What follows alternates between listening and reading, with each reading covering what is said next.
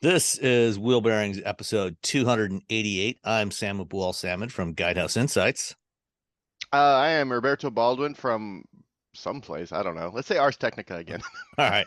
And this week, since Nicole is off at Disneyland again, or Disney World again, we've got a special guest sitting in with us, my friend Tanya Gazdik. Tanya, why don't you introduce yourself? Yeah, hey, I'm actually for Media Post. I write about automotive marketing, but then I also freelance for Ward's Auto. So that's where I get to actually write about the nuts and bolts and more of the fun stuff. Excellent. Robbie, why don't you go first with what you're driving? All right. So this week I had the Maverick Lariat Tremor. So you take the Maverick and then you're like, oh, let's just make it fancy. And you know what? Let's make it all-wheel drive. And you know what? Let's just raise it up and put some knobby, some off-roady tires on it. And you get the Maverick Lariat Tremor. And I got accosted by two different people while driving it around. One of them, I was at the store, and a man just walked up to me and tuk, on the window and said, "Hey, what do you think?" And then I'd give him the whole spiel about the Maverick. And another person just came to my house, knocked on the door. Well, the I saw it neighbors sitting in know. the driveway and They stopped saw by it to in the ask them. drive. The neighbors know what I do for a living. We tell everybody when we moved here. We made sure to accost our neighbors and say, "Hey, I'm I'm not a not a drug drug dealer. dealer.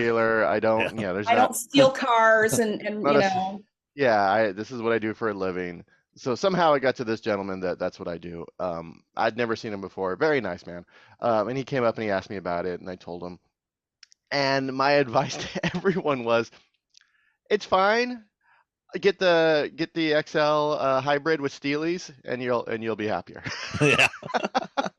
Because it's the Maverick is it's not a it's an inexpensive vehicle. So there's always going to be inexpensive parts on it. There's always going to be inexpensive like sort of a cheapish. I don't want to say cheap. I'm just going to say inexpensive feel to it. And then throwing a bunch of off-roady stuff on it just seems by the time you're done, by the time Ford is finished with all this, the price for this vehicle is, you scroll down, $37,505 for a Maverick Lariat Tremor all-wheel drive. Which at that point, if you're spending nearly $40,000, you can get a Jeep. So there's a lot of other vehicles you could get. And the crazy thing is that it's not the Tremor package that's the most expensive. It's the Tremor with appearance package. So you can get the Tremor package for, let me find it really quick. Um, oh, I accidentally added it. Hold on, let me remove it. So the Tremor with the appearance package is $4,490. So it's $4,500. Just the Tremor off-road package is $3,000. So you're paying $1,500 for some stickers, which, by the way, along the running board, one of the stickers is starting to kind of like it's had some it's seen better days. It's kind of like scraped off a little bit at some point. So you're paying $1,500 for stickers that come off. So Those are don't do very that. expensive stickers. yeah. Yes. So A, don't do that if you're going to do this. Um, that said, it's a solid little car. But you still, when you use the turn signal, it has a certain little like tink to it when you turn off the turn signal, which reminds you that you're like, oh, I'm driving an inexpensive vehicle that I paid $37,000 for. You're driving around, the plastic in the car, it's still plastic. It's very well designed to sort of like not feel cheap, but it's still plastic. So you're still It driving doesn't feel like around. a Mazda. Yes, and you tap tap tap tap. You're like, all right, I'm driving around with like all this plasticky in a $37,000 car. So again, I really like the Maverick, especially for what it is. Someone asked me what's my favorite truck, and I said I think the Maverick's probably the most important truck out in the market right now because it's inexpensive, it's a hybrid, it's literally what people actually want from a truck. Um, 40 miles per gallon. It's all these things. And people are all sort of hacking it, and you can 3D print things for it, and you can put things in the back, and it's this great little utility vehicle. And they're like, hey, let's make it off-roady. And I'm like, just that there are cars for that. And I understand why Ford did it, because they can make a ton of money off a $1,500 sticker package. Yeah, at least $1,490 pure profit. Just like those stickers got to cost at least $50. Someone has to put it on. You got to like work all Yeah, everything okay. into If you factor in the labor and everything, yeah, it makes sense. labor and everything. But I'm still a big believer in you just get the XL with the hybrid, Steelies, and the spray in bed liner, $500 option. Everything else is who cares? That's what my next door neighbor has. Yeah, it's just like you drive like driving that, you're like, this is it. This is exactly what I want. These are all the things I want in a truck. Because if you want a fancy truck, there are tons of fancy trucks. I mean, Ford makes the F-150, which is essentially at this point a luxury vehicle with a big, basket in the back that you occasionally put things in. And if you own horses or you work contracting, then you probably don't get the fancy version. Well, no, you do get the fancy version if you have horses, because you have horses and you're doing pretty well. Horses are expensive. Yeah. That's what I learned as a child. That said, it's a fun truck, all-wheel drive. We had a lot of rain up here, didn't have any issues with it slipping. I didn't take it off-road because I just didn't care. Because again, first of all, it's really difficult to go off-road unless you want to go 2.5 hours somewhere, or 2 hours, or if you're lucky, an hour and a half somewhere to drive something off-road. Here in the Bay Area, from where I live, that said, most people aren't going to buy this truck, the Lariat all-wheel drive Tremor package, and then go off-roading all the time. They're buying it because it's a little lifted, and it's a bit more aggressive looking. But the reality is, just get the XL, just get the Steelies. But don't you think it's notable that you had people asking you about it? Because I always kind of take note of that when I've got a vehicle that actually gets a lot of attention, either from the neighbors or at the gas station or the charging station. That to me says like, well, maybe they're doing something right here, even if it costs. Oh, the Maverick itself is what they were there for. They didn't care about the Lariat package or the Tremor or any of that. I had someone, when I just had the regular XL, I had someone follow me on a motorcycle for 5 miles to Treasure Island to ask me about the vehicle, because the Maverick itself is what people are interested in. That's what they really want. The fact that it was the Lariat Tremor. I mean, from the outside, there's like a little sticker and a little thing, but if they're driving by, they just see a Maverick, and so it's even with all the little extra, it's like a little orange Tremor. That's it. It's not like it's like ooh.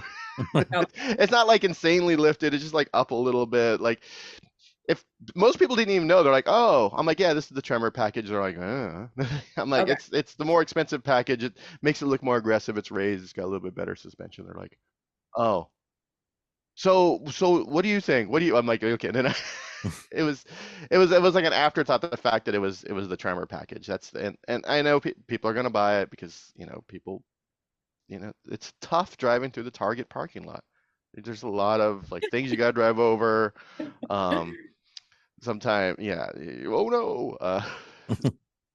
But yeah, I'm a huge fan of the Maverick. Not so much the Lariat Tremor, and that the 2-liter EcoBoost engine with the 8-wheel drive, the 8-speed automatic transmission. It's fine. It's a little. I try not to make fun of cars the way they sound, because because people are like, oh, it doesn't sound. It's not a great sound. Yeah. That 2-liter EcoBoost 4-cylinder engine does not sound great. To be honest, I had a better experience in the hybrid. I hauled things in the hybrid, and I forgot to put it in haul mode. It was fine. It's front-wheel drive, so I didn't have that issue where the back of a truck, there's nothing. So when you have rear-wheel drive, it just slides everywhere when it rains. No issues with that. It's it's a unibody vehicle. It's not body on frame, so it's essentially just someone shoved a truck body on top of a SUV platform. But you know what? That's fine. You know why? Because it works. It does the thing you want it to do, and that's haul rocks and mulch and if you actually want to go off-road with a vehicle roughly this size, you're probably better off getting a Bronco Sport. Yeah, because it's got more off-road capability than this thing does, than the Maverick Tremor does. And it's got some neat features in there that you can't get in a Maverick. So, I would go with that one. But to what you said about, going with the cheap Maverick. Yeah, I remember several years ago when they first relaunched the Ranger here in North America. The first one that I had to drive was a Lariat. And the current gen Ranger, I haven't seen the new one up close yet, but the current gen Ranger, the interior, it's utilitarian. It's not much more, not much higher grade than what you find in the Maverick in terms of hard plastics and everything. And that one, and this was like, I don't know, 5 or 6 years ago when they launched it. That one was $43,000, and I thought that was kind of ridiculous. That you'd be better off buying the mid-level XLT, and usually the mid-level is kind of the sweet spot in terms of features and price point. In the case of the Maverick, I agree. I think actually getting the base XL is your best bet, because you get the only thing you can't get in the XL that you might want is cruise control. And actually, my next door neighbor who bought one, they got it, and didn't even think about the cruise control until it was delivered. And so they went and got a $300 aftermarket cruise control and had it installed, and it works fine. Yeah. So easy peasy. Yeah. Lemon squeezy. I just can't even imagine a vehicle without cruise control. To me, I'm to the point where it's like everything should have adaptive cruise, and just basic cruise it should be every vehicle. See, I never use basic cruise. I can't with basic cruise. I don't. It's adaptive, or I just don't use it. I have cruise control on a few of our cars. I never use it. My first car that had cruise control was my Honda Civic, and I used it twice, and I just never used it again, because I'm just you clearly don't get speeding tickets, because if you get speeding tickets, cruise control can save you, because I have a lead foot and I literally have to use cruise control. I will be going 100 miles an hour down everywhere. No, I'm not even kidding. It's not even an understatement. And cruise control saves me. So the $37,000 Tremor price point, you can get a Wrangler for starting about $32,000. For $1,000 more, you can get a Gladiator for $38,000. $38,000 for a Gladiator versus $37,000 for the Maverick. Yeah, definitely go for the Gladiator. It's probably more like $1,500 more, but yeah. So you can just start fresh with the Gladiator, ready to go. That's its jam. Or you can do the Tremor, Lariat, Maverick, which is you're just throwing things onto an inexpensive vehicle. That's putting some really expensive stickers on an inexpensive vehicle. Yeah, and again, I really. But the wheels do look pretty cool, though. The wheels do. It has that one orange like little wheel. Yeah. So just like looking at it, like, oh, I guess that's pretty cool, but it's no Steely. I have a very utilitarian view on how trucks should work. Like, trucks are for truck stuff. They're exactly. I know hauling people mulch and stuff. They're like they get scratched and they're just like, who cares, truck. But that's just me growing up in a small town where everyone had trucks for truck stuff. Yeah. All right, Tanya, what have you been driving? Oh, what haven't I been driving? I've got all the Monronis spread out here in front of me to try to remind myself of which one is which. But to kind of piggyback off of what Robbie said about being harassed by, or not harassed, being having your neighbors and your. I think the word he used was accosted. Okay, they're very nice. I'm always happy to talk to people. People just come up to me and start talking to cars, and I'm just like, this is the best thing ever. And then my wife's texting me, what the hell's going on? You were going to the store. It's been 30 minutes. I'm like, I made a friend. I feel like I'm a car salesman sometimes, but then I also feel like I'm also keeping people from buying stuff they shouldn't buy, which, I never actually hate anything 100%. I can always find something good and something bad, but sometimes the bad is a little bit more than the good. So I can give people an informed. Like a little scale. I'm pretty sure the only time anybody has ever asked me about what to buy and I've recommended something and then I've been able to steer them away from something was if it was like a Mitsubishi Mirage. Anything else, they usually already have set in their mind what it is they want, and they're just looking for reinforcement. But that doesn't mean I won't talk to them for half an hour and answer the questions. Yeah. Do you want to sit in it? Do you want to push the buttons? I'm like, I don't care. They're like, oh, really? I'm like, it's not my car. I know. I had that happen. I had the Genesis GV60 a couple week before last actually, and that was the one I had. I had two different neighbors come over, wanted to talk about it, wanted to sit in it. I really, I felt like I should be getting a commission from Genesis because I think I might have sold two vehicles for them. But the good, the bad, and the ugly. It's an amazing vehicle. The boost button is everything you could ever hope for and more. Again, me and my lead foot, not a good combination. I had to be very You got to careful. put the little limiter on, so you're like, I can only do what I do. Yeah, I need a limiter for sure. But I think Sam knows this because I've complained about it multiple times. The charging infrastructure in Michigan is still very much lacking. I think you can just make that charging infrastructure in America. Yeah, but it's better in California. I'm sure Robbie has an easier time. Yeah, there's an EA station in either direction of my house, about 2 miles each way. Are they And every level time threes? and they are we have no, they only do up to 150. The 350 have to go on the other side of the bay for. But Oh, all of them are 350. It used to be like 2 350 stations, but now it's like 6 or 8 350s. So now you go over there and everyone's, yeah. But then you make friends, I guess. Because we're all yeah. like, ooh, 350. But of course, someone shows up and then their car's charging at like 60 kilowatts while I'm charging at like 200, and they're just like, they're like, why? And I'm like, oh. Yeah, it's It's still a complicated. mystery. It's complicated very, Sam reasons could there. explain it to him actually in very great detail, but I'm not an engineer, so I don't even attempt to. I just say, I don't know, it is what it is. They charge at different speeds and people don't understand that. And people don't understand it kills me how much people still don't understand about level 2 versus level 3. So I was going to East Lansing, which is about 100 miles from my house. And I told my friend, okay, I need to find a level 3 charger. And she just sends me a list of all the chargers in East Lansing. And I'm like, no, these are not level 3s. These are all level 2s. And all I'm like, 7 kilowatts here. yeah. And I ended up, so I went to a basketball game. And so I was there for 3 hours, not a single charger in the parking lot of the MSU Breslin Arena, not even a level 2 that I could have plugged into. So at 1:30 in the morning, before I drove back to Detroit, I had to go to a Meyer gas station where there's EV chargers, where they had level 3s, and sit there for 37 minutes and charge. So I had enough to go back to Detroit. Yeah, that's ridiculous. It is. It's crazy. Hopefully that situation will start to get better in the next year or so. They're starting to distribute some of the money from the National Electric Vehicle Infrastructure Program, the NEVI program, and that should start to get better. We'll start to see more EV charging stations, and we'll talk later about Tesla. But that should also help as well, I hope.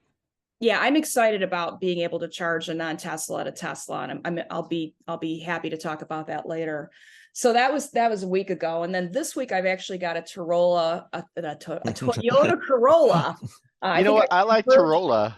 I like Corolla. I think I've just created something there. A Toyota Corolla hatchback, which I got in anticipation of, I'm going to be going on a drive in a couple weeks for the new one. So I wanted to be able to sort of compare, have a very fresh frame of reference for what they've done to it to improve it. And it's actually, it's not a bad vehicle. It's got wireless Apple CarPlay and Android Auto, which I'm starting to feel like every vehicle should have wireless. You shouldn't have to plug in your USB to get your Apple CarPlay to work. It just kind of bugs me when you have to do that. Maybe I'm getting spoiled. Is that a sign of getting spoiled? Just a little bit, but that's all right. Well, no, I mean, it's not difficult for them to. Well, I don't know. Who knows? Well, that's what I was wondering. I mean, it does add some cost. Requires, yeah, you have to have the Bluetooth and Wi-Fi in there, and you have to have them both running, and then it also tends to be new radios, less reliable. Well, here's something. I was in a Kia Sportage Hybrid SX Prestige all-wheel drive auto that does not have wireless Apple CarPlay. That whole situation is weird because the Hyundais do. I don't get it. No, they don't. No, my Hyundai has wireless Apple CarPlay. For CarPlay. Okay. Yeah, for Android Hyundais Auto they don't. Yeah, so the Hyundais have wireless, but the Kias do not, which is So this was a $38,000 vehicle, $38,000 that did not have wireless CarPlay versus my Toyota Corolla, or what do I call it? The Toyota is 28,000, and it did have wireless Apple CarPlay. Plus, a lot of other things going for it. Fuel economy is not great. It's only 33, 30 city, 38 highway. So that's kind of poor. I'm sure the new one will be better than that. It's sad because you can't get the Corolla in the Corolla hatchback as a hybrid. You can only get the sedan. Boo! Because my friend is looking for a hatchback hybrid. And I'm like, ooh. Well, there's a lot of crossovers. He's just like to Prius C. I'm like, he's like, No. You definitely don't want a Prius C. Yeah. I don't think they even offer that anymore. Yeah, it's probably dead. Well, if you want really bad gas mileage, you can drive what I had last week, which was the Mazda CX-9, which gets 20 city and 26 highway. Just ridiculous. But I drove it in anticipation of going on the CX-90 trip in a couple of weeks, and I've already seen the CX-90, and it's 100% better than the CX-9. So, and it's going to have a plug-in hybrid available, which is nice. Yeah, that's going to be interesting to try out, is the plug-in hybrid version. Looking forward to that. Me too. All right. So, how much, let's see, how much was the Corolla? The Corolla, 28.5. And what about the CX-9? Ooh, 45.6. That's pretty pricey. Well, it's got everything. I mean, is that the signature? That's the carbon edition. Oh, the carbon edition. So you got all the goodies. Yeah, it was. I mean, it was a nice vehicle. It didn't feel underpowered, but then I saw the gas mileage, and I'm like, oh man, this is bad. This should not be. Nobody buy that. 23. Yeah. By the way, the Tremor Maverick Lariat, whatever.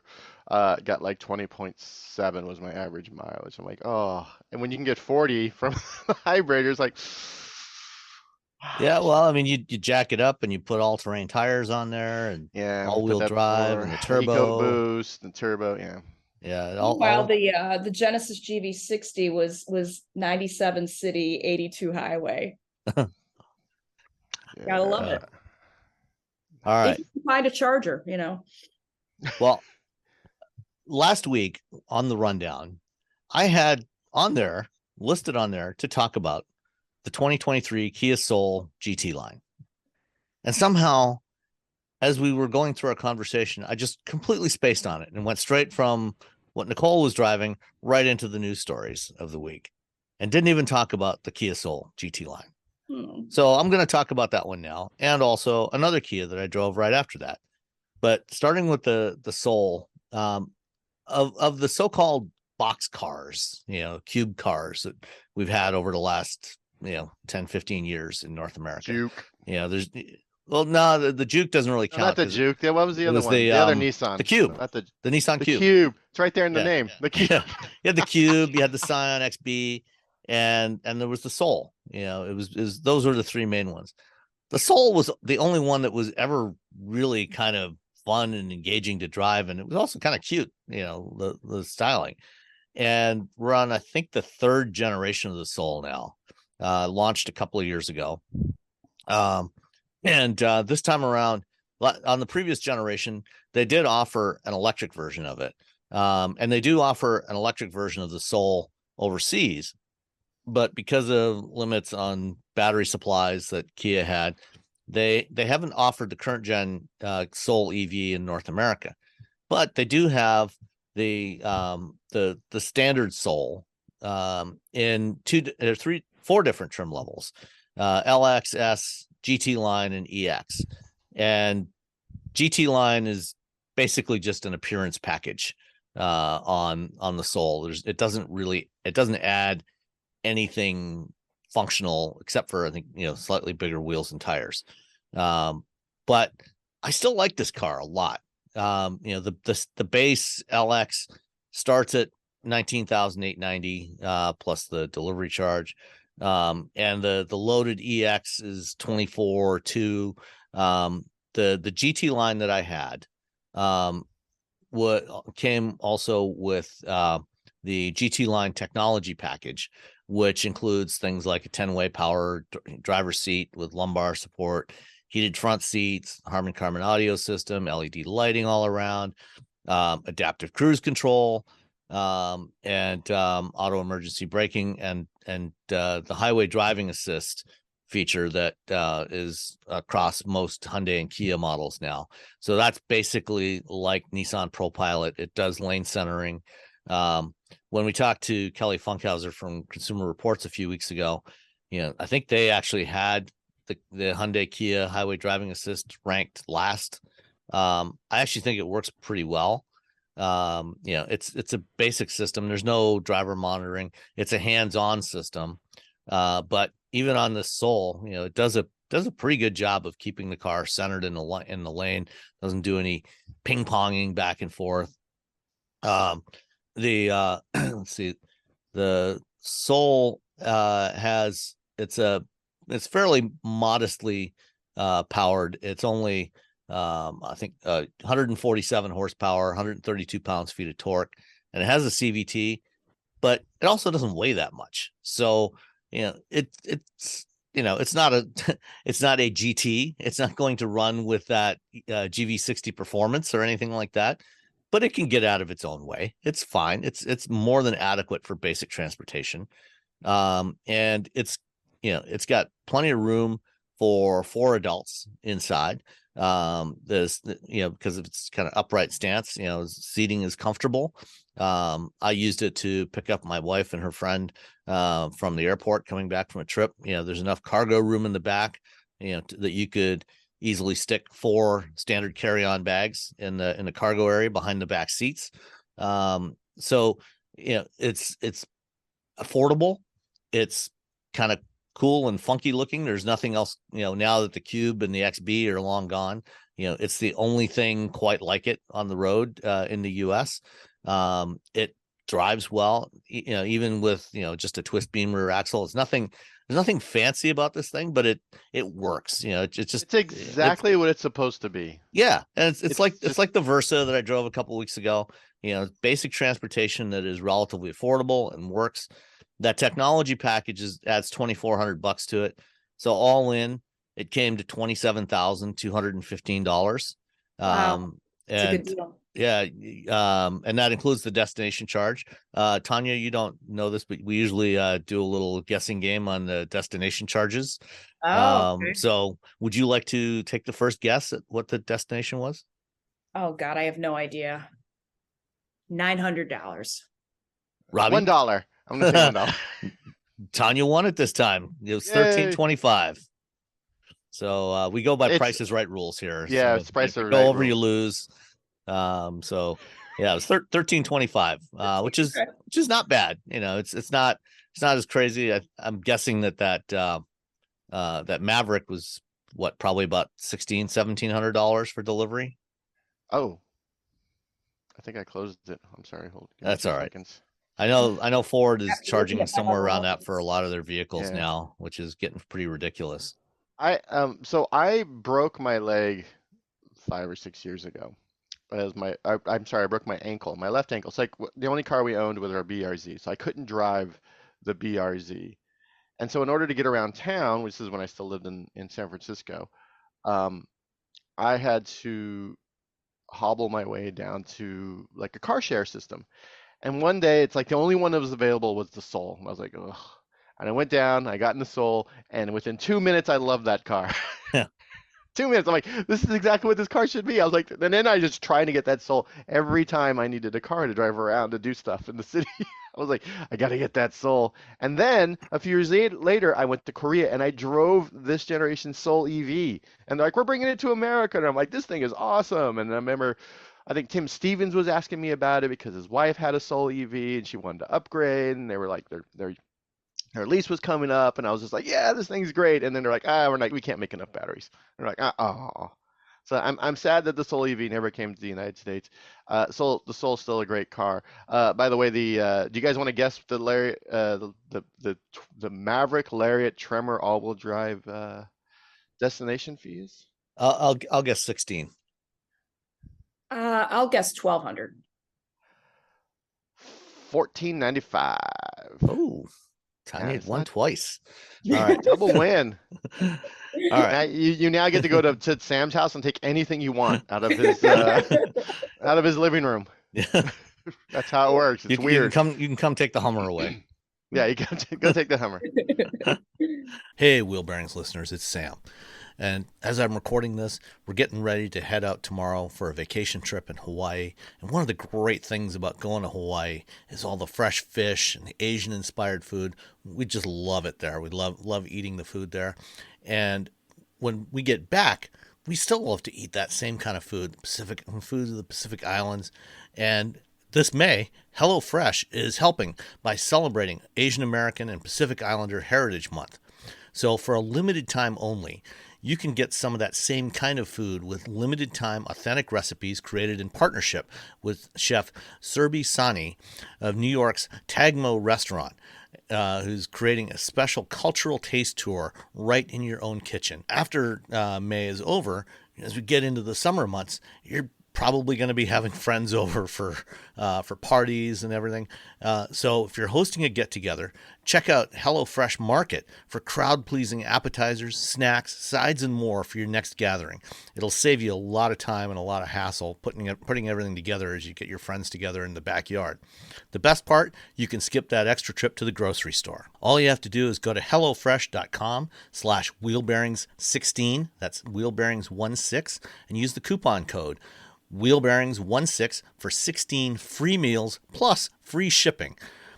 Remember, go to hellofresh.com/wheelbearings16 and use the coupon code wheelbearings16, that's wheelbearings16 for 16 free meals with free shipping. HelloFresh is America's #1 meal kit.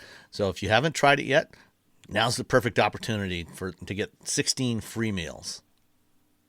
Did you know you can support Wheel Bearings directly? Head to patreon.com/wheelbearingsmedia and you can become a patron today.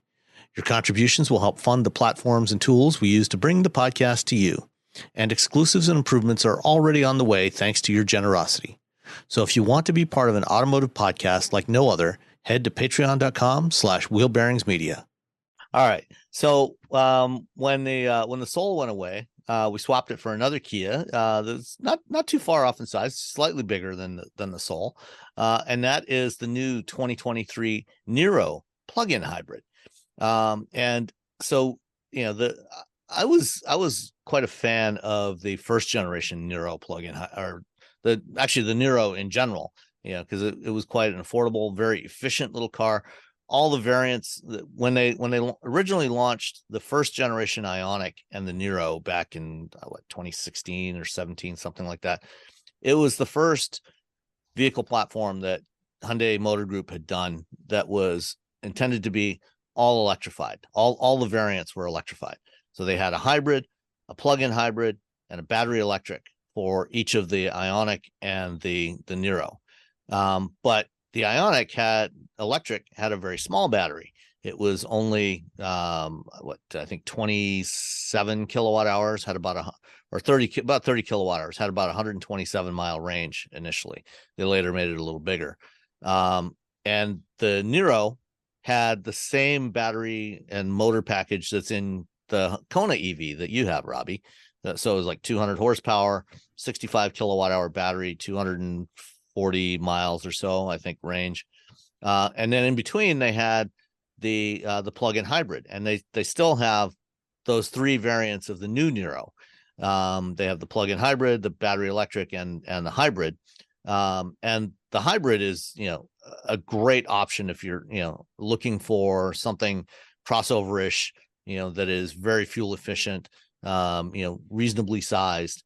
And then the plug-in hybrid, if you have a place where you can plug it in overnight and charge it every day, is a great additional option on top of that.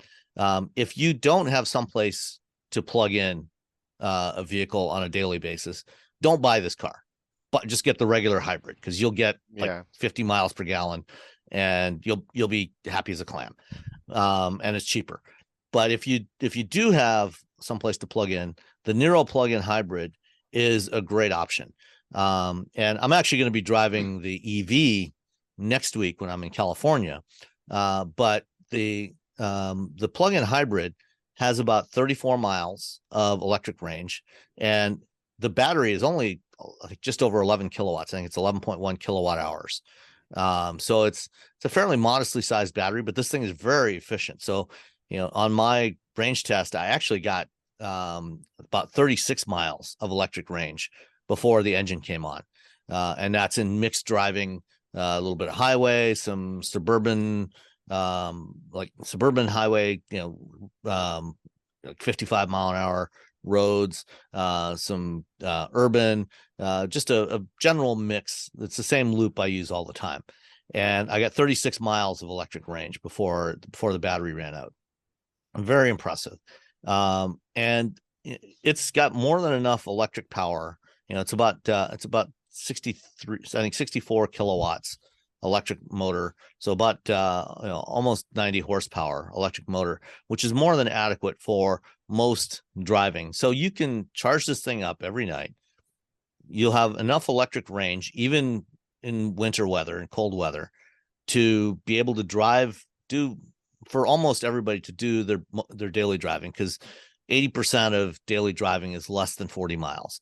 So most people are going to be able to do pretty much all of their driving without using any gas or very little gas. And so this is really a fantastic option. The base EX, the Niro Plug-in Hybrid EX, starts at $33,840. I had the SX Touring, which starts at $39,590.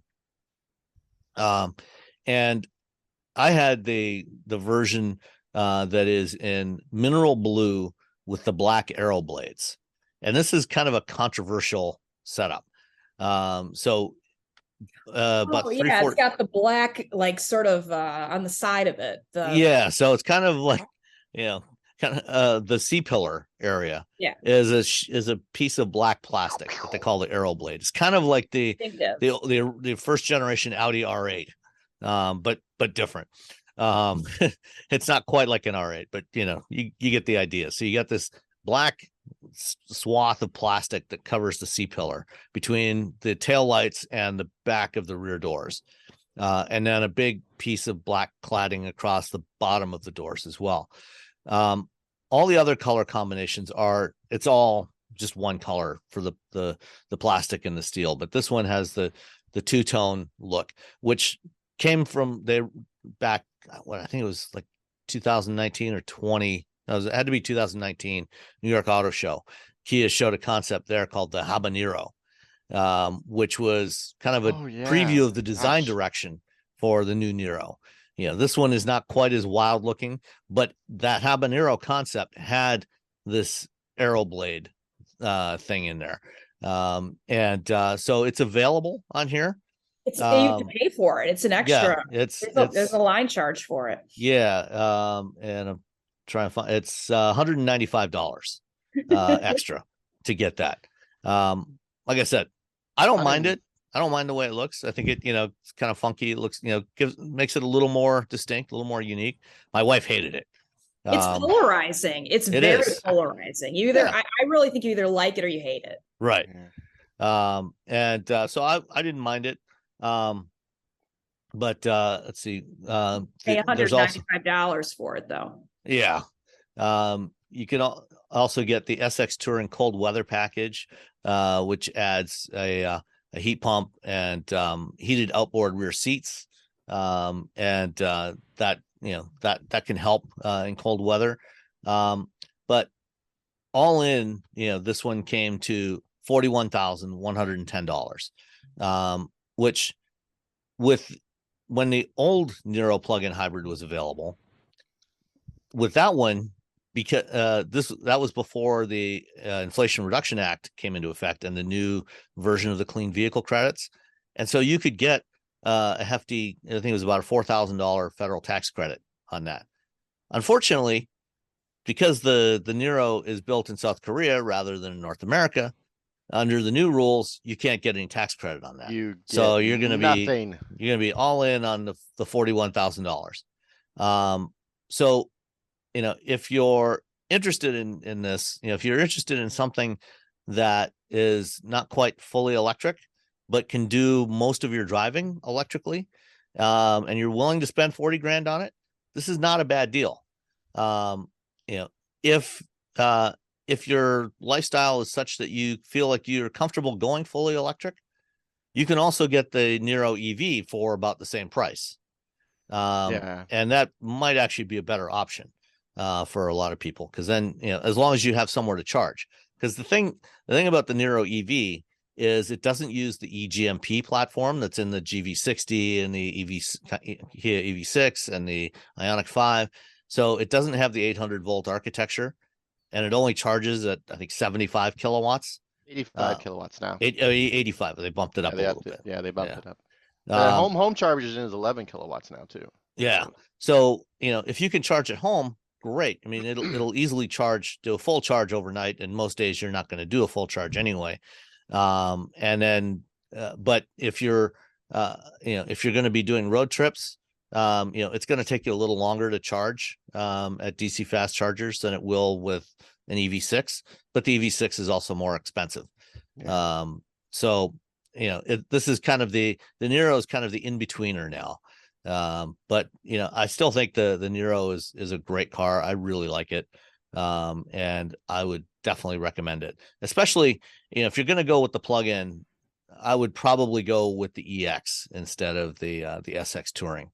Because I think that's it's a better value at starting at just under $34,000. But no rebate on either the plug-in or the full. So you get nothing. That's a problem. That's a big problem. Yeah, you're gonna pay the full amount on either one of these. So when I had the Niro EV, when I did the range test, it's the EPA range is 253. I got 270. Yeah. Yeah, no, so that's just I mean, and that's just typical Kia. That's just typical Hyundai group, though. They're like, it's this, and you drive it around, and it's more. Yeah, cool. they're fairly conservative on their pricing or on their range testing. So you will almost always certainly get at least what the EPA label value is, and usually more. Yeah. And the Niro hybrid, the base Niro hybrid starts at $26,590. And that's actually a really great value. Under $30,000 for a hybrid crossover that gets 50 miles per gallon. That's actually that's certainly your best value. And for most people, especially without the tax credit, is probably the preferred one to get. Yeah. All right. Let's get into a few news items of the week. This week, Volkswagen introduced a mid-cycle refresh for the ID3. And I'm guessing that at some point, we'll see some of the features that they've added on here coming to the ID4 and other upcoming models as well. But what do you think of this, the design change to the ID3? It looks a bit more like a Golf, which is always a good thing, to be honest. Yeah, they've gotten rid of some of that hexagon grille thing that they had that they've had on all their EVs, on all their ID vehicles, the concepts and the production models so far. I think they're just doing what Chevy did with the Bolt, where originally it was like, look at space age, it's from the future, and then they pulled back a little bit because they're like, oh, people don't really care about space age in the future. They just want an inexpensive EV. Yeah. They're like, yeah, I don't need that. I just want a regular car. That's an electric car, and I can drive around and get to work and run to the store and pick up my kids from whatever sport they're doing or band or drama or whatever children do. I'm assuming there's classes for Fallout now. I don't know. Yeah, and I mean, they've also apparently done some upgrades to the interior, new materials, because that was, I think, one of the complaints with the ID3 and the ID4 is some of the stuff maybe felt a little cheap. They're keeping the eco-friendly. I mean, they're keeping the vegan leather and the recycled stuff, which I think is very cool. Yeah.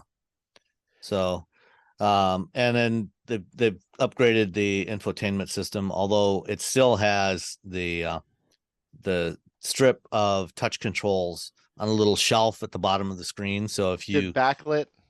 that's a Does good question. if it's not backlit, come on, guys. Come on. Yeah. I'm looking through it. I don't see anything about it being backlit. It's just, I mean, No. in the car, and I'm trying to turn the music up and down. Nope, I'm just turning up the heat because I can't see the buttons at night. Yeah, it doesn't say anything about that. Although in the picture here, it actually looks like it might be. I'm all zooming in. It's like enlarge and enhance. Yeah. But they did recently launch an all new version of software for all the ID vehicles, which when I talked to Thomas Schaefer, the head of VW at CES, he said that prior to that update, they were having a lot of issues trying to do their OTA updates, their over the air updates, and they found a bunch of problems and they fixed that. And so there was a major software update that they did that actually required customers to bring the car into the dealer, or you could also download it onto a USB drive and do it that way if you want to do it at home. And once they did that software update, it fixed all their issues with doing OTAs. So now their OTAs work properly. So hopefully we'll see a little higher frequency of software updates on all of the latest generation VWs going forward. When I drove the ID Buzz, the infotainment system was just worked better. Just period. Yeah. Just worked. You're like, oh hey, when I hit buttons, I don't have to wait 2 seconds for something to happen. I was like, oh yeah, this works. That's always Yay. pleasant. Yeah, so that was nice because we're still like, when's the ID Buzz? When can we pre-order an ID Buzz so we can put our dogs in? All right. Well, let's stick with VW because they announced this week that the factory for the revival of Scout is going to be there. There's been speculation that they might work with a contract manufacturer like Magna to build the Scout vehicles in North America, and turns out that's not going to be the case. Instead, VW has opted to build an all-new factory in South Carolina dedicated to Scout. It's going to cost $2 billion, have a production capacity of about 200,000 vehicles a year. And since those vehicles will be built in North Carolina and get batteries from SK in Georgia, they will be able to get tax credits. So Scout's coming back in 2026, and they're going to be domestically built. What do you think? People are going to buy that truck. I mean, whenever I post a picture of it, people go crazy. It's going to be so popular. And if you can get the tax credit, that's going to be huge. Yeah, I don't think they would have been able to keep up with Magna. Magna's great for like, what they do. They do the Supra and they do the G-Wagon. Those are low yield cars. 200,000 EV sounds exactly how many cars this subsidiary should be building every year because they want to be able to keep up with demand, but they're not going to sell, 1 million of these out the gate. But 200,000, that's a good number, and I think that's a smart move for them. Plus, tax credits, which means they're going to sell more, which means people will be happy. Plus, it's built in America, so now you have jobs, and you're getting batteries from America, which means more jobs from the SK plant. It's everyone. It's sort of a good job, everybody. Well, I love how it got announced. It was the South Carolina governor who actually tweeted about it before there were any formal press releases, and he's all excited about the jobs. Of course, I mean that's huge for their economy.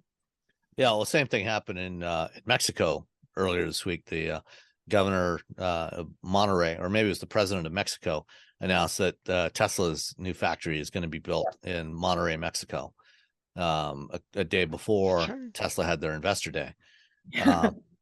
But so question, who do you think is going to get to 200,000 EV production in North America first, Rivian or Scout?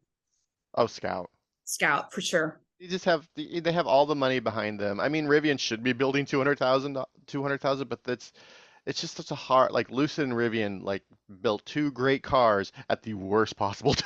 Yeah. They're just like constantly just like, oh my God, where's you have the Volkswagen group behind you. So you're just like, okay, yeah, we're gonna be fine. Scott. Sort of. I mean, they're behind them, but you guys know Scott Keogh, the head of Mhm. Scout. He had to like give up his pension with VW and stuff. It's like they kind of are a separate group. Yeah, it's a completely separate business unit. It's 100% owned by Volkswagen Group, but it's a separate company.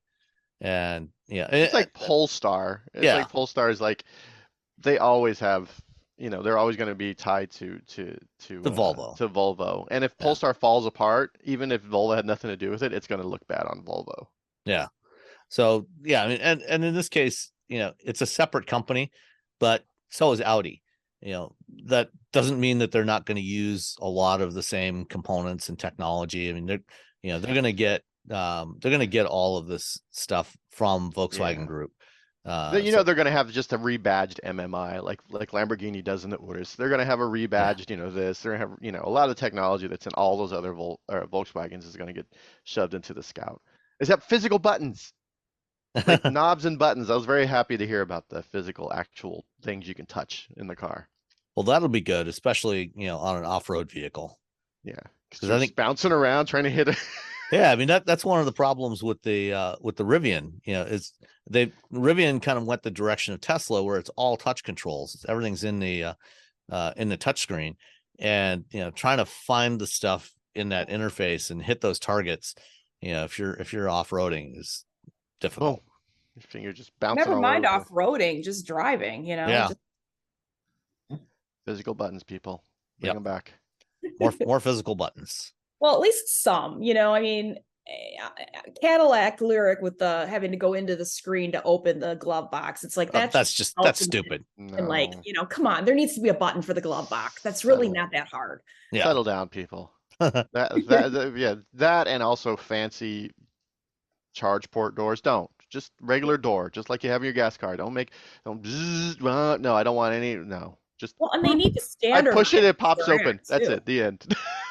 They really, this isn't going to happen for a million years, but they need to standardize where they are. At least, with ICE vehicles, it's on one side or the other in the back, and it's pretty, it's going to be in the back. The Tesla, when we're going to get to talking about Tesla, it's like, it's not standardized at all in the non-Teslas, and that's going to create some havoc at the charging stations. Yeah, well, why don't we dive right into that? Because they confirmed this week. They right after the Tesla Investor Day on Tuesday or Wednesday, they officially opened up the first batch of supercharger stations that are compatible with non-Tesla vehicles. And there's a couple of different videos that are out there now.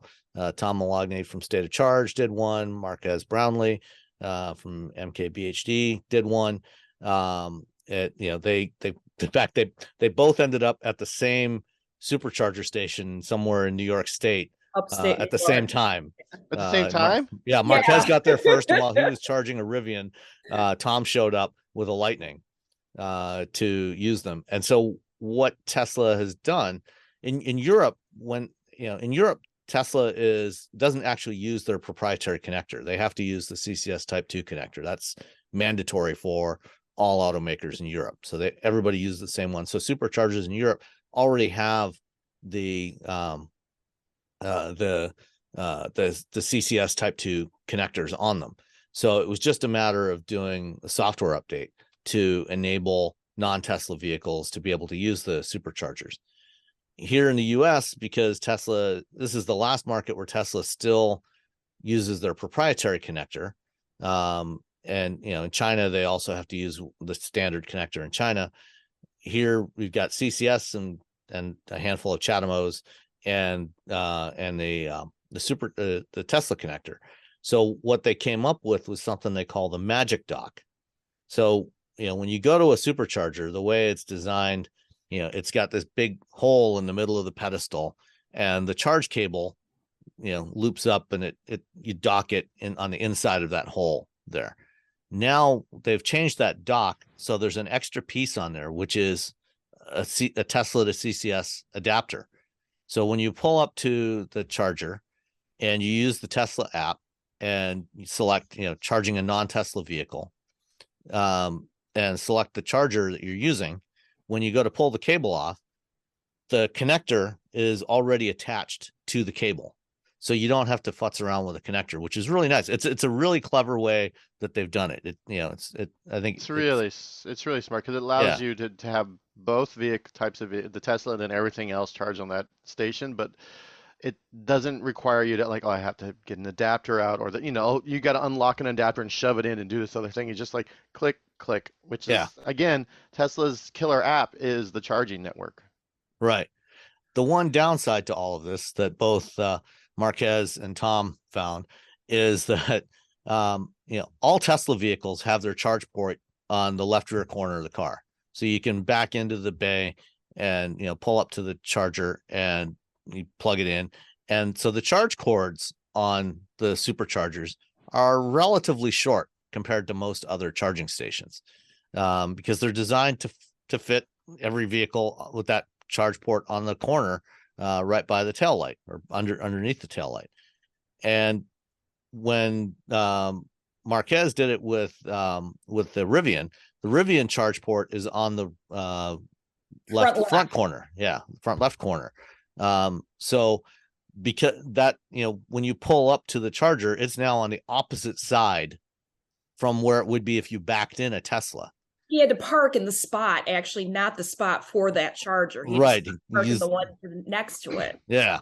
Which, they're going to have to figure, there's going to have to be some negotiating going on, I think, especially at busy supercharger stations, about who's using which cable. Yeah. And then, when Tom arrived with the Lightning, the Lightning port is on the front fender. It's farther back behind behind the front wheels, closer to the door. And so, he tried to pull up and, Marquez had to guide him, to get like within like an inch of the Tesla pedestal. And he just barely got the cable on there. It was kind of stretched. So not ideal. Yeah, it was stretched a lot, and he was right up against that. I was just kind of like. Then the doors, the little flaps right there, so it's kind of going around the flaps. Right. You're always like, what if is it going to break the flap? The flap should flap up, the flap going. There should be standardized flaps, and it should be. This is going to be my new thing to complain about is not having standardized placement. I did a whole rant about this like a year and a half ago. I'm like, they should be they should just all be in the front. They should be easy to get to, and they shouldn't be fancy. Because if people backing in, you don't want those powered doors like the Lucid or the Taycan or the. No, I don't want any of that. I just want like on our Kona. On our Kona, it's in the front, and then it just pops open. It's a little door. You put it like you do a gas thing. You hit it, pops open, and you just plug it in. The end. So the designers are looking for something that's a point of distinction, and it is kind of cool when you see it and it looks different. But then when you're actually trying to use it on a daily or, every other day basis, and you're having to negotiate with the chargers, it's a pain in the butt. Yeah. So, you're going to have to give up some design for practicality. It's just the way it is. I talked to Miles. I just written the article, and I was talking to Miles, and I was driving the Ioniq 5, like the first time I had driven the Ioniq 5. I'm like, I just did this whole rant about how the chargers be in front. He's like, I'm like, well, he's like, chargers in the back. Charge ports in the back of this car. I'm like, see, they got to back it in. And like so many charge points or charging stations are at like Walgreens where it's like, you're pulling at a 45-degree angle. So now you're like doing this whole thing where you're backing into it. I'm just like, stop it. Just put it in the front. It's going to make people not want to buy EVs. They're going to hear it or see it, and they're going to say, I don't want to deal with that. Forget it. I'm going to keep buying ICEs as long as I possibly can. So, yeah. Well, it'll be interesting to see if, like right now, there's only about a dozen supercharger stations that are open that have the Magic Dock.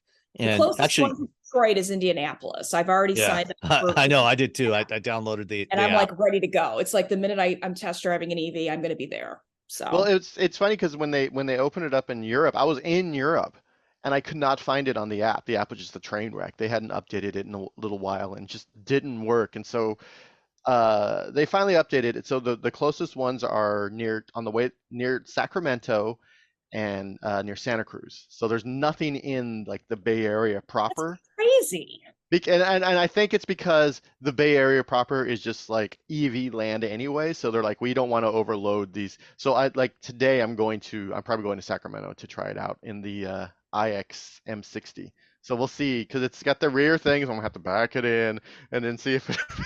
If I were a Tesla owner, I'd be a little annoyed because you're giving up your exclusivity. I mean, it's like, that's part of the, appeal is you've got your own charging network. And I know maybe the ones who want to save the planet will be cool with it. But it's like, if you're a Delta person and you go to the Sky Club, it's like, you don't want people just walking into the Sky Club from the concourse. Yeah, we don't want the riffraff in here. Coming in So here. I 5 years ago, and I spoke with, I can't say who, but I spoke with somebody, and I talked about how Tesla should open up its charging network. And I got all the information. I'm like, this is what they need to do. This is how it works. This is how it could benefit them. It's also money for them. And I got so much hate mail for it. But I go to charging stations all the time that are non-Tesla, and there are Teslas there all the time. So Yeah. I'm just like, there's one charging station. Yeah. There's a free Rivian charging. There's a free Rivian charging station in Stinson Beach. They just have it there at the beach, and there's always a Tesla parked there. So just getting a free charge at the Rivian charging station, Tesla. So I'm surprised. I thought Rivian's charging stations were going to be exclusive, even though they're CCS. Nah, you can just. I thought they were going to be whatever. exclusive to Rivian. Nah, it's free. You can just charge. They're like, this is. I took a picture of it. They're branded. I mean, they say Rivian. Yeah. So if you don't know, you might think that you can only be. Yeah, but anybody can use it. Okay. Because when they first announced it, they did say it was going to be exclusive, but I guess they changed their mind maybe. But yeah, there, and the EA station down the road from me here, I used to see Teslas there regularly, but now that there's a supercharger station open a half mile down the road, it's like there's no more Teslas at the Rivian. But I did see another VinFast there yesterday, a different one from the one I saw last week. Oh, I saw two BZ4Xs. Oh yeah, one of them was wrapped, so it was like some sort of fleet vehicle, but the other one was just someone who just bought one. It had the new the new license plate. It wasn't a dealer car. It wasn't a manufacturer car. It wasn't Antoine driving around. He's the only other journalist. It wasn't Antoine or Jason Camisa driving around in it. It's like us three are the last three in the Bay Area. I haven't seen one yet on the road anywhere in the wild. Have you seen one around here, Tanya? No, not in Michigan. No. Yeah, I'm pretty sure they haven't had any in the fleet here, or even any that have been sold here yet. So, all right. So I think the thing that's going to be interesting to watch over the next several months is, and I think we talked about this before. Tesla, up until now they've only had to deal with their four models that they sell, which all have the same basic software in them, and making sure that the vehicles communicate properly with the charger and everything. It was easy. It's just like, with Apple, Apple controls their whole ecosystem. So they know, they have only their hardware to deal with. They don't have, the thousands of different hardware combinations that you can get in Windows or in Android that you have to deal with. And so I'll be curious to see how reliable the system stays as more non-Tesla owners use superchargers, if they start having communications issues, or incompatibilities with the superchargers. Hopefully they stay on top of that and make sure that it works correctly, but we'll see. There's a lot of really smart people at Tesla. The engineers that I've talked to there, I'm just like, outside of Elon being an insane person, the people who work there are really smart and really dedicated to again, that's, when people are like, oh, you hate Tesla, I'm like, hold on. Like, no, I actually have friends who work at Tesla. I do not want Tesla to go away. I just want an adult to run it. Yeah. Well, I mean, it's going to be interesting to see how quickly they roll it out and which markets they select, and just what happens at the actual stations when, like what happened in upstate New York, when the non-Teslas and the Teslas are sort of vying for the same space with the same tiny little short cord. It's going to be like what is the Jets and the what? Giants? Gang. Oh no, you're thinking of West Side Story. Yeah, West Side. Yeah, Yeah. I don't know. Sharks? Now I don't know. the Jets and the other people, the other gang. All right. And one more, Ford this week announced that they were creating a new company called Latitude AI. And basically this is a company that's going to be developing their hands-free driving systems, not fully automated, not, so this is sort of kind of a successor to Argo. When they announced that Argo was shutting down last fall, they said, yeah, we're gonna hire a bunch of engineers from Argo, and we're gonna focus on doing level 2+ and level 3 systems for consumer vehicles for the foreseeable future. And we'll probably come back to robo taxis at some point in the future when we figure out how to do that profitably. But in the meantime, we're going to do systems that we can sell today, and that will be the responsibility of Latitude AI. And Latitude is going to be based in Pittsburgh. It's a wholly owned subsidiary of Ford Motor Company. So, like Scout, it's a separate company, but owned by the mothership. And it has about 550 employees, almost all of whom were hired over from Argo. Experts in robotics and machine learning and mapping systems and cloud services and all kinds of other stuff. And this is the team that's going to be developing all the driver assist systems for Ford going forward. And it's interesting that they set it up as a separate company. And I talked to somebody from Latitude on Friday, and she told me, they did this because they wanted to maintain, kind of that startup environment, rather than just rolling this team into the Ford corporate structure. They wanted to retain that fast moving startup culture. She wouldn't acknowledge, if there were any plans, at some point in the future for maybe an IPO, or it, wouldn't say if they're going to do any kind of stock-based compensation for the employees, which of course they did at Argo, or even, if at some point in the future, Latitude AI would offer its systems to other automakers, all of which I think are distinct possibilities, but we'll just have to wait and see how that plays out over time. Any thoughts on that? I mean, it's the same. Like, we're all gonna have self-driving cars. They all had a right about 5 years ago, and like 4 years ago, we're all like, I don't think this is gonna happen. And then 3 years ago, all the automakers were like, you're right. I just can't figure out why they're changing directions like they did. It just seems like they were on their way and then they backed off, and now they're doing it. It's, there must be a control thing going on. No, it's Yeah. more about the larger business at Ford.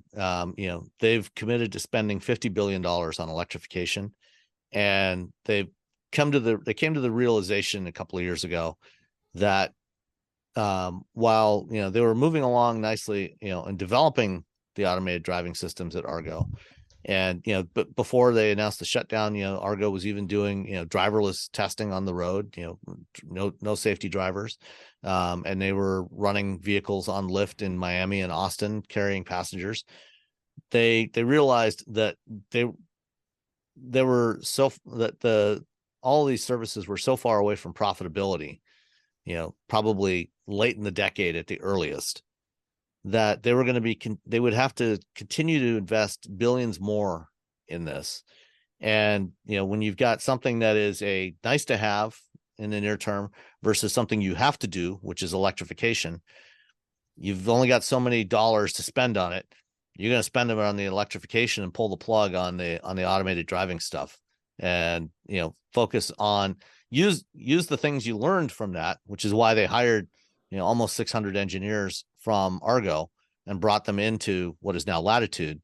They use that knowledge that they built up to make better hands-free and eyes-off systems for the next several years that you can sell profitably. And then at some point, you come back to when you figure out what the business model is for robo taxis, then you come back to that in the future. Well, VW was also funding Argo. I mean, it wasn't just Ford. So it was Right. But they with Ford, both VW and Ford own the same share of Argo. And with Ford not willing to put more money in, VW decided that, okay, instead of funding this on our own, we're going to go work with Mobileye instead, which is what they're doing in Europe now. So Mobileye has taken over the VW program for Europe, and then they've got a different partner in China. All right, last one is some of the strangest car features. This is a YouTube video that somebody posted on Mastodon in the on the wheel bearings channel on there, and there's a bunch of interesting features on here. I don't know if either of you have ever experienced any of these. Things like the Hurst lightning rod shifter. I remember when this came out in the early 1980s. On the old Cutlass Supreme, they did a limited edition Hurst Olds, to celebrate the anniversary of the original Hurst Olds of the late 60s. And this thing had 3 shift levers. Not sure why, but one was for the 1-2 shift, one was for the 2-3 shift, and then the third was to select overdrive. It was the main park reverse neutral drive shifter. Did you guys have a chance to look at this video or any of the stuff? I haven't had a chance to see the video. Yeah, I haven't looked at it either, unfortunately. Okay. I don't. Have either of you ever experienced motorized seatbelts? Oh yeah. Yes. Or they were in the door and then they're like, that was a bad scene for a while where like seatbelts were attached to doors. And then some of them were attached to doors and also were motorized. And like, this is a bad. Yeah. So this, started in the late 90s when NHTSA mandated passive restraint systems. And so, there were, you either had to have some sort of automatic seatbelt or airbags. And airbags were still much more expensive and not as reliable in those days. And so, a bunch of automakers came up with this cheaper solution with motorized seatbelts, where the shoulder belt was attached to a thing on the A-pillar that once you closed the door, it would run around the window and then go over your shoulder to cinch you in. But then you had to manually put on the lap belt, which was just ridiculous. Yeah. And my dad had a 1990 or 89 Pontiac Grand Prix that had the seat belts mounted on the doors. So what you were supposed to do was just leave them buckled up, and then when you get in the car, you slide under the belts, which was always kind of awkward. It was just dumb. Yeah. And then the motorized ones, the whole time I was like, these feel like they're gonna fail. And because like as the years progressed, like originally it was like, and then 2 years in, it's like, because you're opening and closing and opening and closing and opening and closing, especially the driver's side door. That's the main thing you're doing, getting in and out of the car. And so you're just like wearing down this little motor that's supposed to keep you safe. and you inevitably get crud in the track there and things like that. It was a bad scene.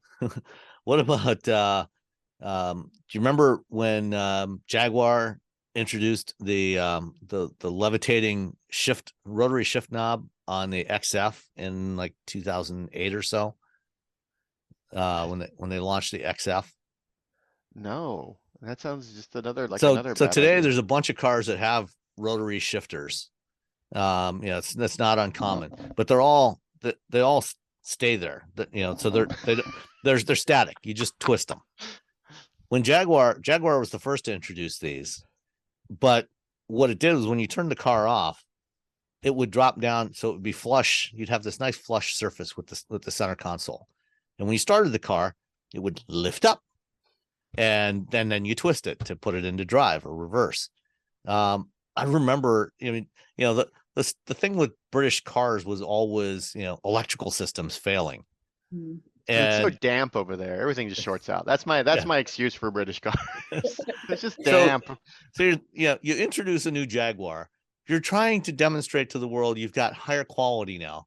So what do? You add these electrical things that seem like they're bound to fail at some point in time. They had the rising shifter, and on the XF they also had the vents that flipped over.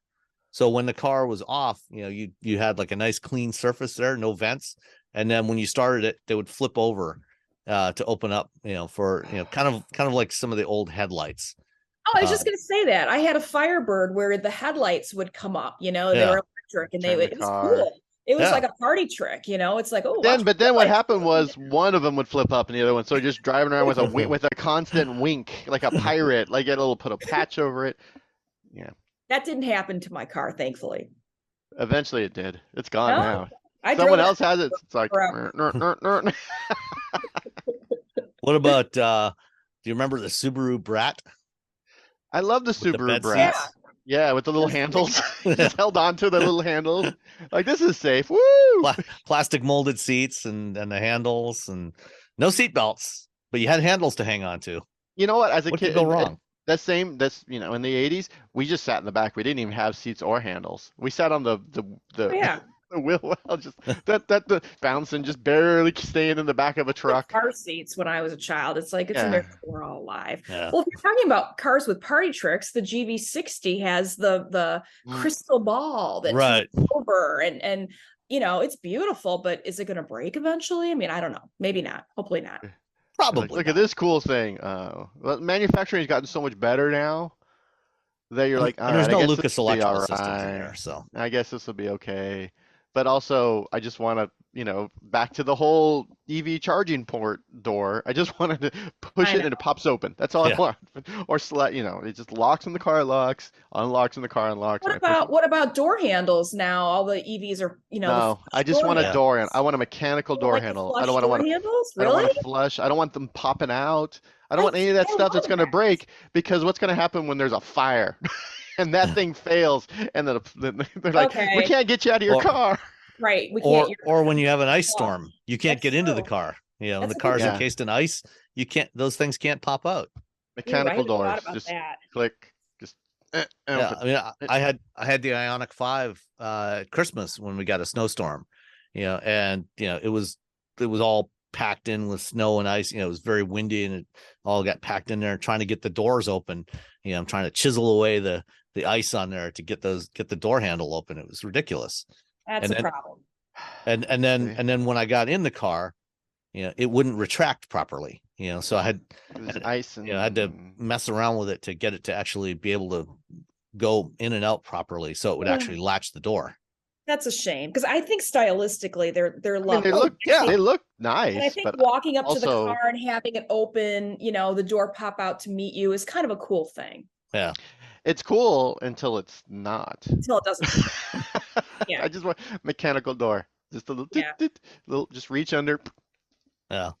So, I mean, all this kind of finally leads into the one listener question we had this week is which new vehicle features or trends do you dislike the most? This is from Adam J on Mastodon. Mine is subscriptions for functions. I can't imagine buying a fridge and then having to pay a monthly fee for the ice maker. So what features what annoys you the most on new cars?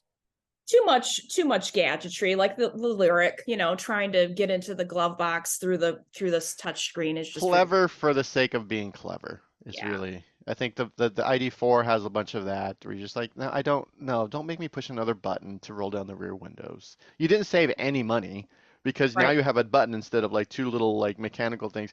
Just stop trying to be clever for the sake of being clever because it's an EV. To explain that to people who haven't driven an ID4, the first time I drove one, I'm like, why? It's like, so you've got the two window openers, and then in order to do the front ones, you have to twist a button, and the button twists the other way to go do the rear ones, and it's just Stupid. No. It's dumb.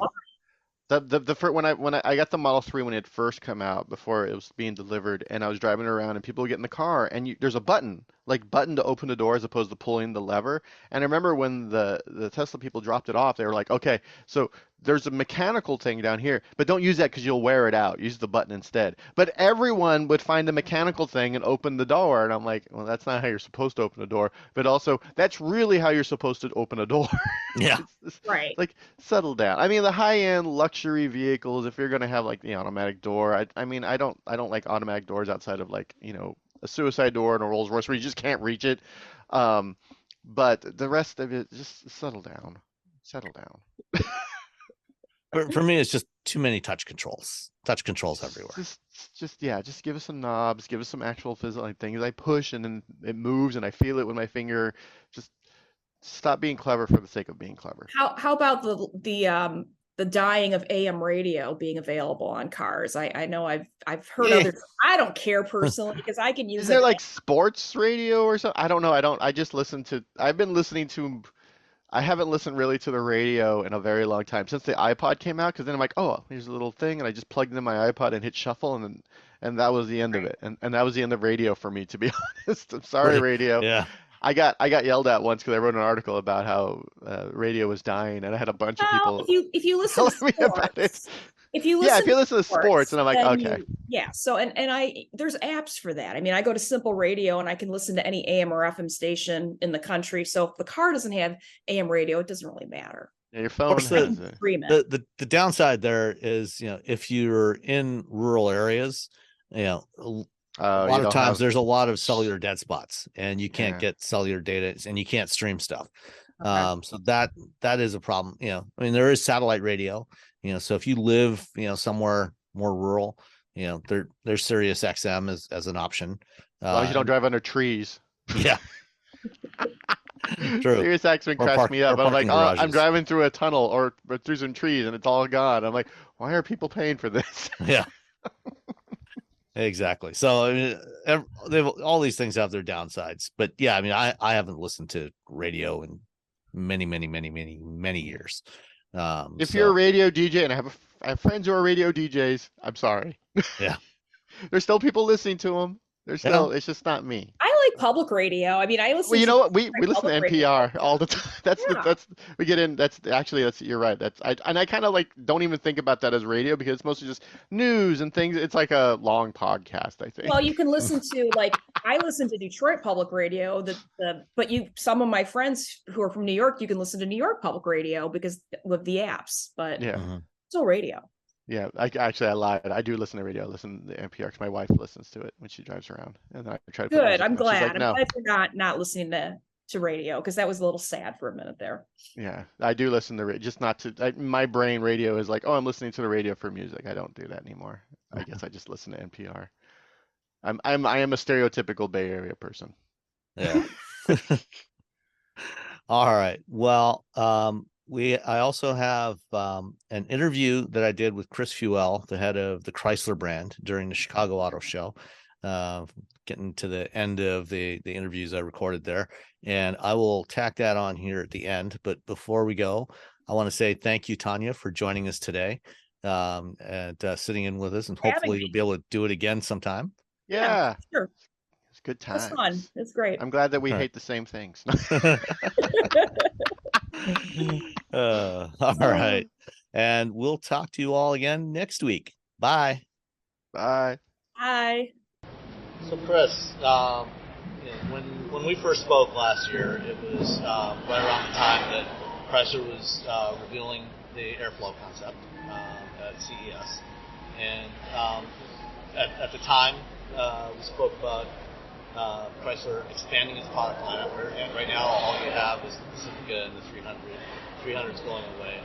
How has the Chrysler plan progressed over the past 12 months? Oh, it's progressed fantastically. So we revealed the airflow concept, which is really intended to showcase the direction that Chrysler's going in the future.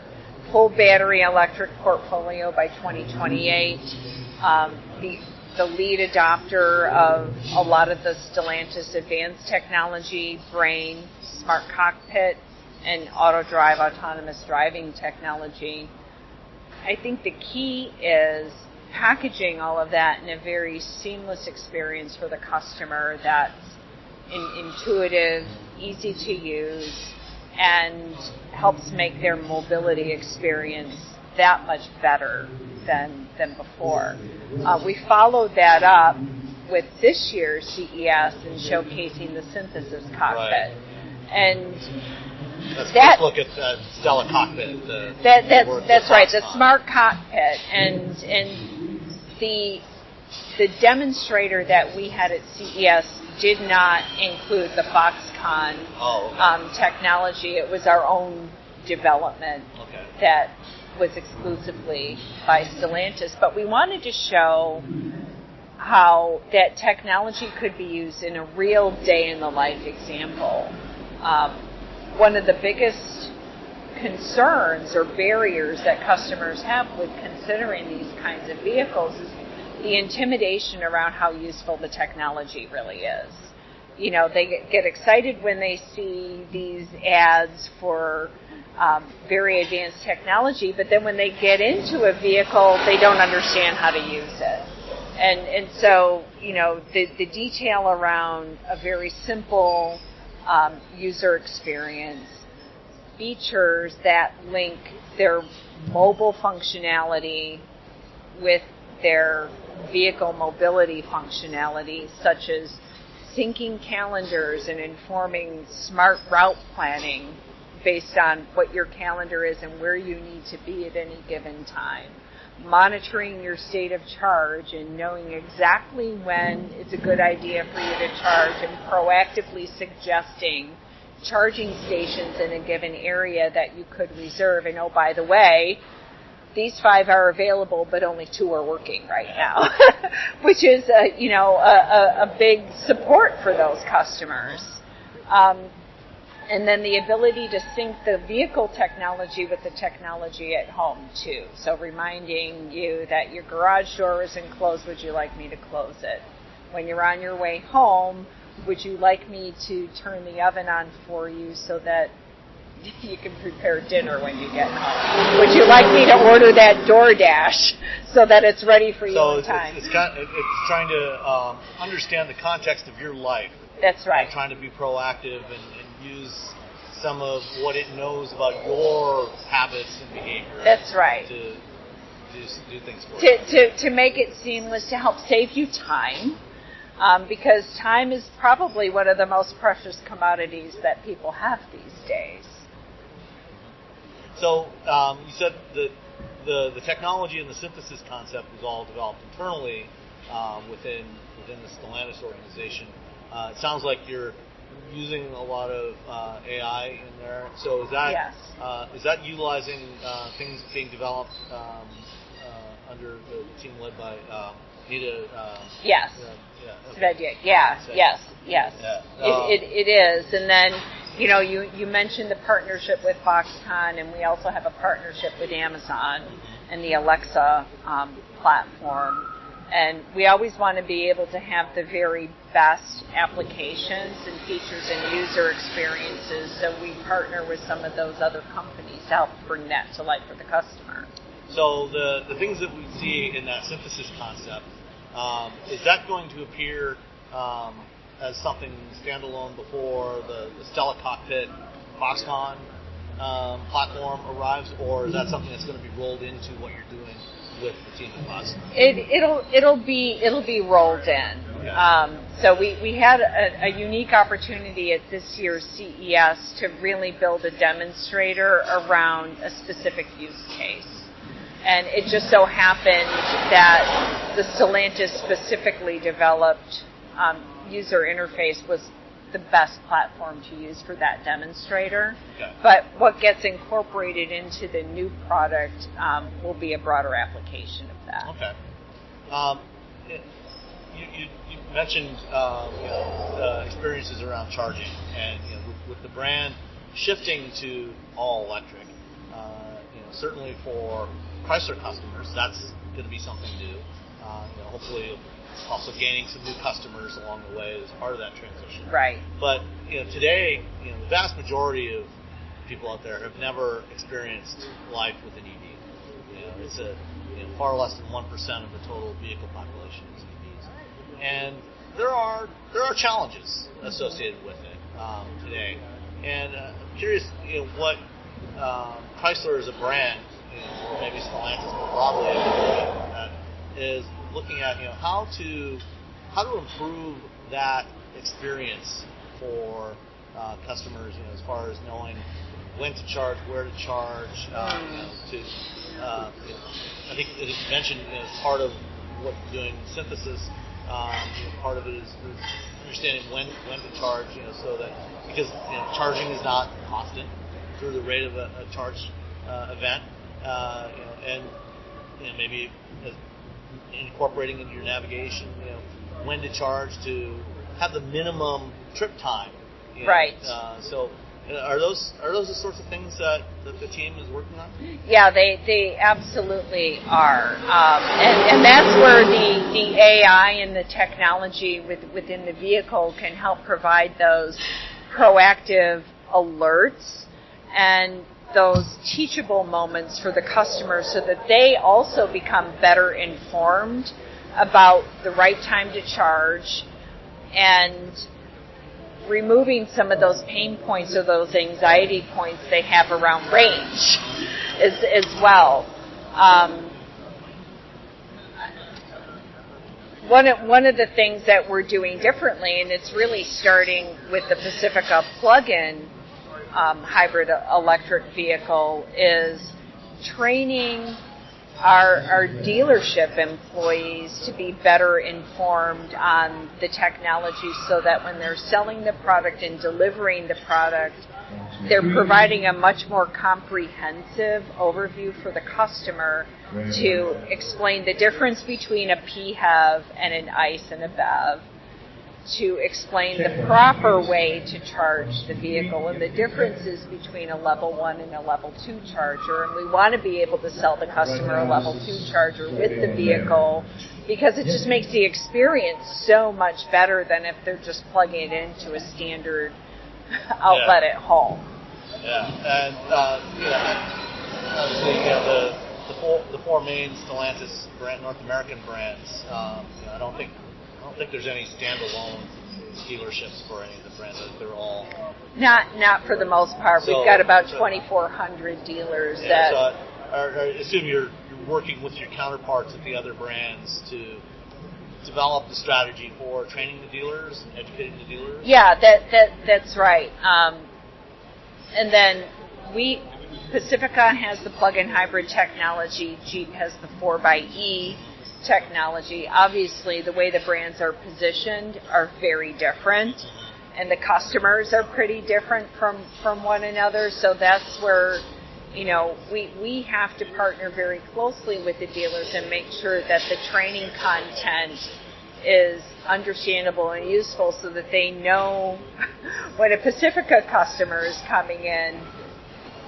A lot of times they're better informed than the dealership representatives about the minivan product, the plug-in hybrid technology, and we're looking and have very successfully over the last year rolled out more of a certification sort of process. So we improve that experience with the customer, and we make sure that the pre-delivery and delivery process covers a very prescriptive set of steps so that they don't miss anything.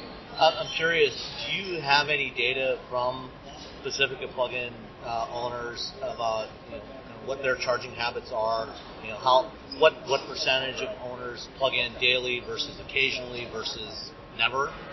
Yeah, we have. We did some research in the fourth quarter of last year, and roughly 75% of the PHEV owners plug in every day. Oh, okay, that's great.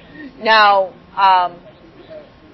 probably a third routinely plug in overnight. Others plug in as soon as they finish their trip. Yeah. And it's a pride point for them, because during the COVID period and when gas prices were spiking, many of them were bragging about the fact that they hadn't stopped at a gas station in 2 months. Yeah, well, with 32, 33 miles of electric range, that will meet 75, 80% of drivers daily driving needs. That's right. You can drive that thing on electricity, and given the type of vehicle that is in this case, most people, if you plug it in daily, you're almost never going to need to use any gas. That's right. And then when it's time unless for you take a road trip. Yeah, when it's time for a road trip to the grandparents or vacation trip, whatever, then you just keep driving it like a hybrid. Right. So exactly. Brain dead easy. I think going forward, as you start to launch BEVs, with BEVs it gets more complicated because of the rate at which it's going to charge is going to be different if you're charging from 10% versus 50 or 60%, and depending on what the temperature is and all these other factors, it gets really messy. Are you working on some sort of strategy for the dealers to really help them understand that what the challenges are there, so that they can make sure their customers understand? Yeah, and we're actually developing content on a parallel path so that we're educating not only the dealers, but we're educating customers as part of the shopping process. Okay. We don't want to wait until they buy a vehicle and take delivery for them to learn how to use it and make the most out of it. And it's something that became really apparent when we launched this process called Project Ingenuity. We've recruited 300 to 400 customers that represent the future target customers that we're going after with the new BEV products to get input and insights from them. And one of the things they said was most of their information about what they want to buy in the future comes from online research. They're not calling the dealer to ask. Yeah. We would love the dealer to be, a primary source of information, but the fact of the matter is they're more of a secondary source of information. And so we have to meet the customers where they are and give them the information they need. The 3 primary anxiety points in flipping that switch from ICE to BEV is range, charging accessibility, and price. Right. And so we have to crack the code and demystify some of those pain points and show them how not only that it can be overcome with the various solutions that we're going to be offering, but also kind of help the customers to assess their own day-to-day use cases so that they can make the best decision for them on, well, first and foremost, whether a BEV is a good fit for their lifestyle, because it's not for some. Sure. But if it is, there are differences in the types of vehicles that are in the market today, and we want to help them to make the best choice for them. And, of course, one of the other challenges around BEVs today, with charging, public charging in particular, is reliability of the charging infrastructure. And is Stellantis developing some sort of strategy for how to address that, whether it's working with charging network providers to ensure, wherever possible, if they have data about what customers have an incomplete charging experience, so the charging network provider knows, or what if any, is Stellantis doing? Yeah, absolutely. I would say that we're taking a bit of a 3-pronged approach, and one is partnering with existing and up-and-coming providers so that we can offer our customers with the most reliable and expansive network possible to support their charging needs. Second is supporting and investing in our dealer network so that they can become a charging resource for customers as well. And then third, giving our customers the option and opportunity to upgrade their home environment with level 2 charging capabilities. Many have already made that investment, but there are a lot of people who haven't. And the value of the level 2 experience versus a standard outlet experience is significantly yeah, I know. better. I had one installed last year, and it makes a huge difference. Yeah, and you know, to upgrade the home, we want to provide both the charger and the installation as well. All right, great. Anything else about what the Chrysler brand is doing that you're thinking about? Yeah, I mean, you saw the airflow before, and so that's really the springboard for revitalizing the brand. But we've also got the 300 that is sunsetting at the end of the year, and the 300C that we're celebrating, kind of the last call. Yeah. For the product. So we're excited about that limited edition, honoring both the brand as well as the enthusiasts who have been so loyal to the 300. And the Pacifica continues to be our flagship. The PHEV not only qualifies for the full IRA tax incentive, but it also has been attracting a different buyer and demographic to the brand. You know, one that's younger, more tech savvy, higher income and education level, and more diverse. Yeah. So they're truly representative of that buyer that we're looking to attract with our battery electric products. So we have to start that dialogue around the brand transformation now, and the Pacifica PHEV is a really good representative of that electrification journey, and will be that bridge to the future BEV products that we launch starting in 25.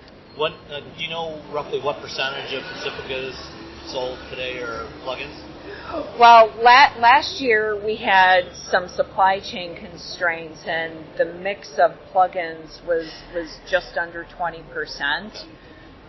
This year we're targeting closer to 25%. And if we can get the packs, that's always the challenge. Even more. Yeah. The market is definitely there, and because it qualifies for the full tax incentive, it makes it a really attractive value for customers. All right, well, Chris, thank you very much for your time. Appreciate it. Oh, you're welcome. Thanks for